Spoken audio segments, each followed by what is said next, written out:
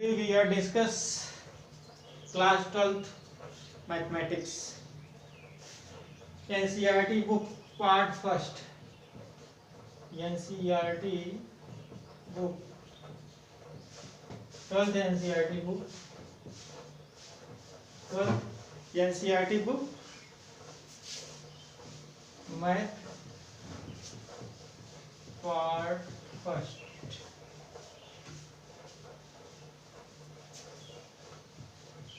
Chapter number 3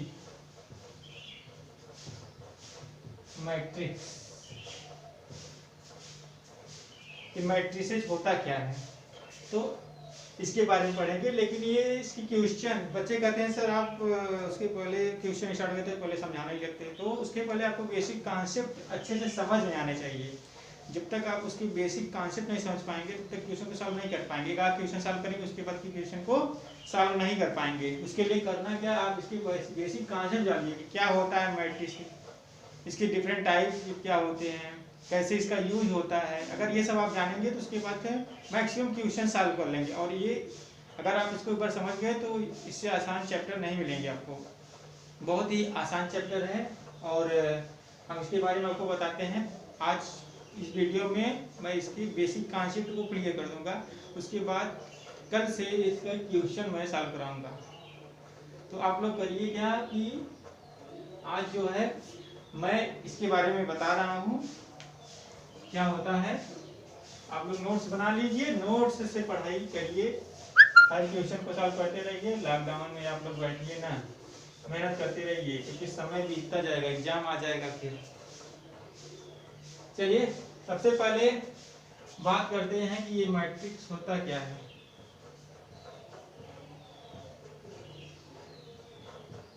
matrices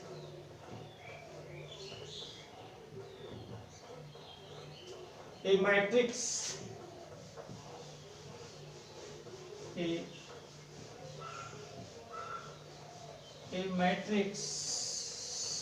is an arrangement.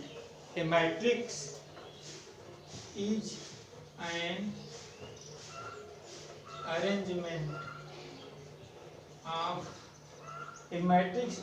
arrangement of elements that is its represent row and column। यानी कि ये एक प्रकार का मैट्रिक्स क्या करता है, इसमें इसके अंदर एलिमेंट पाए जाते हैं और एलिमेंट इस प्रकार अरेंजमेंट होते हैं कि रो और कॉलम में अरेंजमेंट होते हैं। दैट्स लाइक इच एक क्लोज ब्रैकेट होगा, इस ब्रैकेट के अंदर आपको एलिमेंट होंगे। एलिमेंट इस प्रकार होंगे A11 A12 dot dot dot A14। इसी तरीके से A21 A22 dot dot dot A24। इसी तरीके से A31 A32 dot dot dot A34। और ये बाहर होता है m इंटू n, r इसको बोल सकते हैं I into J. NCERT book में मैक्सिमम क्वेश्चन इससे दिया है, m इंटू n लिया है या तो I इंटू जे। तो जो m और n होता है, जो m है वो m को कहते हैं रो, और जो n होता है उसको कहते हैं कॉलम। m जो है रो है और n जो है कॉलम है। चाहे ऐसे ही I और J जब बुक में दिया होगा तो वहां पे I क्या है, I हमारा क्या है, रो है, I रो है और J क्या है, कॉलम। और इन सबको जो ब्रैकेट के अंदर होता है स्मॉलेस्ट अल्फाबेट से स्मॉलर जो अल्फाबेट होता है उसे रिप्रेजेंट करते हैं, लेकिन ब्रैकेट के बाहर से जो रिप्रेजेंट करते हैं वो ए से रिप्रेजेंट करते हैं। कोई भी अल्फाबेट ले सकते हैं तो ए से रिप्रेजेंट करते हैं। ये आपका मैट्रिसेस है। इसके डिफरेंट टाइप होते हैं। अब देखिए, रो और कॉलम की बात हो गई, यानी कहने का मतलब रो की बात हुआ और कॉलम की बात हुआ। रो की बात हुआ, कॉलम की बात हुआ। रो और कॉलम, तो इसमें अब कैसे पता चले कौन रो है कौन कॉलम है? तो जो हॉरिजॉन्टल होते हैं, जो हॉरिजॉन्टल होते हैं, जो हॉरिजॉन्टल होते हैं, ये जो है ये हॉरिजॉन्टल है। जो हॉरिजॉन्टल हैं वो क्या है? रो। और जो वर्टिकल हैं, ये वर्टिकल, जो वर्टिकल होते हैं ये सब क्या है? कॉलम। तो सबसे पहले क्या आता है? रो, फिर कॉलम। क्या आता है? रो और कॉलम आता है। तो जब भी दिखाएंगे तो पहले रो लिखेंगे, कोई भी अगर वैल्यू दिया होगा, अगर रो दिया है कितना 2 और कॉलम दिया है कितना 3, तो किस तरीके से लिखेंगे? इस तरीके से लिखेंगे, ये यहाँ 2 into 3, फर्स्ट रो फिर कॉलम। यहाँ पे देखिए ना, यहाँ पे देखिए यम इंटू एन, यम रो फिर कॉलम, ना कि 3 into 2। ओके, आइए हम इसके टाइप्स के बारे में बात करते हैं कि कितने प्रकार का ये मैट्रिक्स होता है। हम इस आशा करते हैं कि आप एलिमेंट के बारे में, मैट्रिसेस के बारे में, रो क्या होता है, कॉलम क्या होता है, यम इंटू एन नहीं कहेंगे।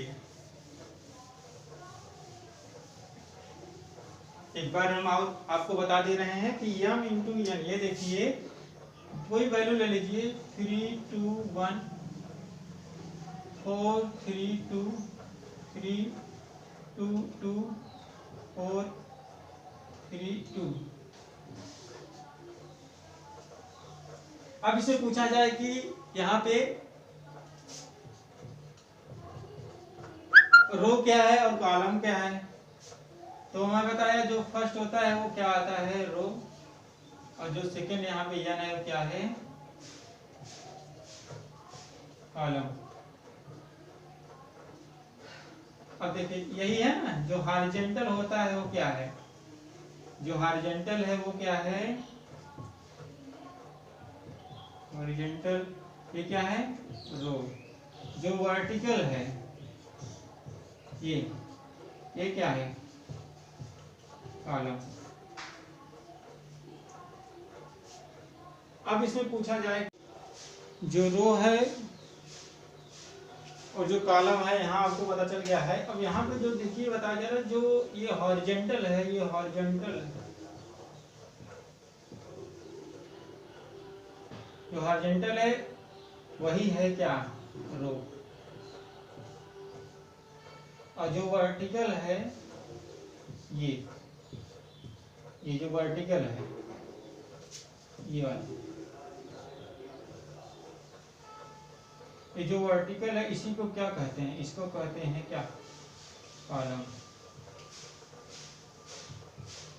यानी जो आपको हॉरिजॉन्टल दिखे वो रो होता है, जो वर्टिकल दिखे वो कॉलम होता है। Horizontal row, vertical column. तो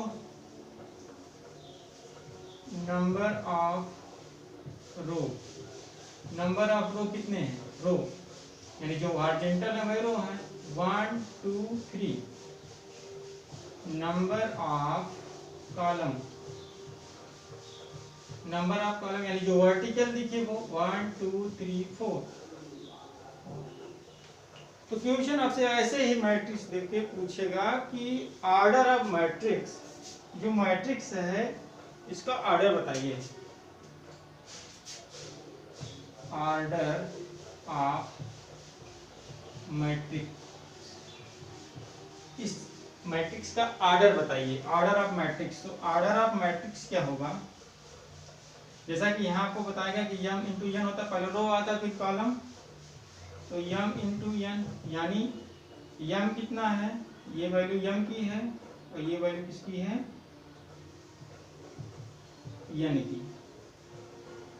तो यम 3 इंटू 4, तो 3 इंटू 4 नहीं कहेंगे, कहेंगे 3 क्रॉस 4, 3 क्रॉस 4 का ऑर्डर है। ऑर्डर ऑफ मैट्रिक्स जब पूछेगा तब आपको बताना है। अगर यही पूछ ले टोटल नंबर ऑफ एलिमेंट बताइए, total number of element, total number of element तब मल्टीप्लाई कर दीजिए, 3 4 जा 12, तो टोटल नंबर ऑफ एलिमेंट कितने आ गए, 12 आ गए। तो आप लोगों को रो कॉलम, किसे रो कहते हैं किसे कॉलम कहते हैं, यम एन क्या होता है, यम एन को कभी क्वेश्चन दे देगा आई इंटू जे, आई क्रॉस जे, तो यम और एन की जगह आई और जे हो जाता है। तो एनसीईआरटी में आपको आई और जे से मिलेगा, तो यम एन की जगह आई और जे हो जाएगा। तो डरने की जरूरत एकदम नहीं है, एकदम पूरे जोश के साथ पढ़ाई करिए। 12th है आपका। आइए हम टाइप्स ऑफ मैट्रिक्स के बारे में बताते हैं, कितने टाइप के मैट्रिक्स होते हैं उसके बारे में बताते हैं। टाइप्स ऑफ मैट्रिक्स, आप लोग वीडियो बीच में पॉज करके नोट कर लिया करिए। मैट्रिक्स में डिफरेंट टाइप ऑफ मैट्रिक्स होते हैं, different types of matrix. Number 1 यहाँ पे है रो मैट्रिक्स।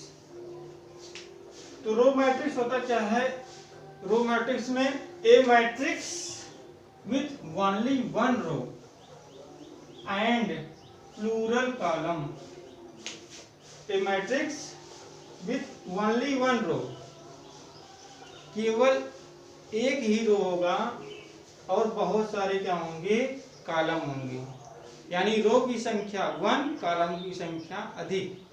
तो यहाँ पे एग्जांपल देखिए रो मैट्रिक्स का। देखिए ये किस तरीके से लिखा गया है, रो में लिखा गया है, और रो कैसा होता है, हॉरिजॉन्टल। रो कैसा होता है, हॉरिजॉन्टल होता है। तो रो हॉरिजॉन्टल है तो कितने रो दिख रहे हैं, अब यहाँ पे भैया कितने रो दिख रहे हैं, एक ही, 1, तो ओनली वन रो, कितने रो हैं, एक रो है।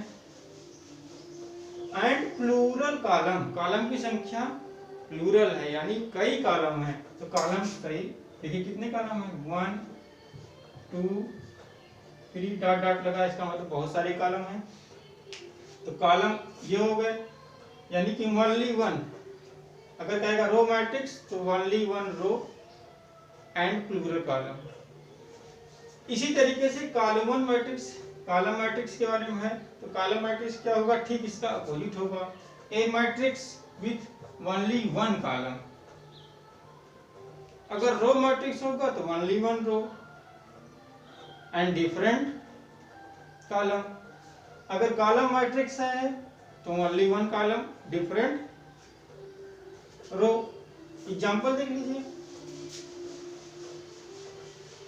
देखिए जो हॉरिजॉन्टल है ये प्लूरल रो हो गए, क्योंकि हॉरिजॉन्टल जो होते हैं वो रो होते हैं, और जो वर्टिकल है वर्टिकल, तो वर्टिकल क्या है, ये जो वर्टिकल है, ये वर्टिकल ऐसे है, जो वर्टिकल है तो वर्टिकल कितने हैं, 1 है। तो matrix with only one column, column कितने हैं, 1 है, और रो कितने हैं, प्लूरल हैं, बहुत सारे रो हैं। तो कहने का मतलब सीधी सीधी ये बात है कि अगर रो मैट्रिक्स होगा तो ओनली वन रो होगी और बहुत सारे कॉलम होंगे। अगर कॉलम मैट्रिक्स होगा तो बहुत सारे रो होंगे और कॉलम क्या होगा, ओनली वन। तो आप वीडियो पॉज करके इसको नोट कर लीजिए, उसके बाद मैं आगे का। तो थर्ड है जीरो मैट्रिक्स। जीरो मैट्रिक्स में होता क्या है कि a matrix in which all the element are zero, zero matrix में इसका नेम ही है zero matrix. Zero matrix all the element are zero. Example आप देख ही रहे हैं, तो इसकी सभी एलिमेंट क्या हैं, जीरो हैं। तो all the value are zero, यानी आई और जे की जो वैल्यू होगी वो वैल्यू क्या होगी, जीरो होगी। तो ये उल्टा ए नहीं है, ये इसको कहते हैं फॉर ऑल। ये जो वैल्यू है इस वैल्यू को कहते हैं for all. Relation and function में आप इसको पढ़े होंगे। तो कहने का मतलब सीधे सीधे है कि जीरो मैट्रिक्स का मतलब ये matrix in which all the element are zero. Horizontal matrix की बात करते हैं। हॉरिजॉन्टल मैट्रिक्स में होता क्या है कि a matrix that look like horizontal, name ही हॉरिजॉन्टल मैट्रिक्स, यानी कहने का मतलब a matrix look like horizontal. कोई मैट्रिक्स हॉरिजॉन्टल दिखे, इस तरीके से दिखे हॉरिजॉन्टल, तो ये है हॉरिजॉन्टल मैट्रिक्स।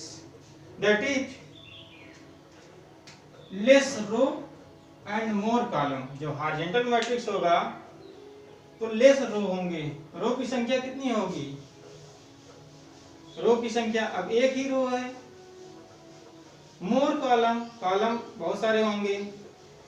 हॉरिजॉन्टल एक ही दिख रहा है लेकिन कॉलम कितने हैं, बहुत सारे होंगे। हॉरिजॉन्टल मैट्रिक्स है तो लेस रो मोर कॉलम।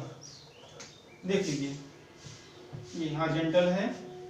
वर्टिकल मैट्रिक्स क्या होता है, a matrix that looks vertical, ठीक इसका अपोजिट है a matrix that looks vertical. इसका अपोजिट हो जाएगा, अगर वर्टिकल होगा तो लेस कॉलम और मोर हॉरिजॉन्टल, यानी लेस कॉलम एंड मोर रो। तो ये मैट्रिक्स के प्रकार है। इसके बाद आपको पढ़ना है स्क्वायर मैट्रिक्स। वीडियो पॉज करके आप लोग नोट कर लिया करिए, बीच बीच में आपको वीडियो पॉज करके नोट कर लीजिए। ये बेसिक कॉन्सेप्ट बताया जा रहा है, हर कहीं नहीं मिलेगा आपको। डायरेक्ट क्वेश्चन बताया जाता है तो लोगों को कम समझ में आता है। उसके बाद 6 नंबर है square matrix. Square matrix, square matrix में होता क्या है, a matrix represent, a matrix represent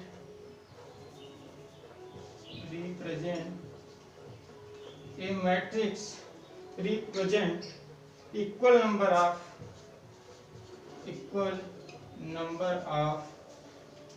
row and column, row and column,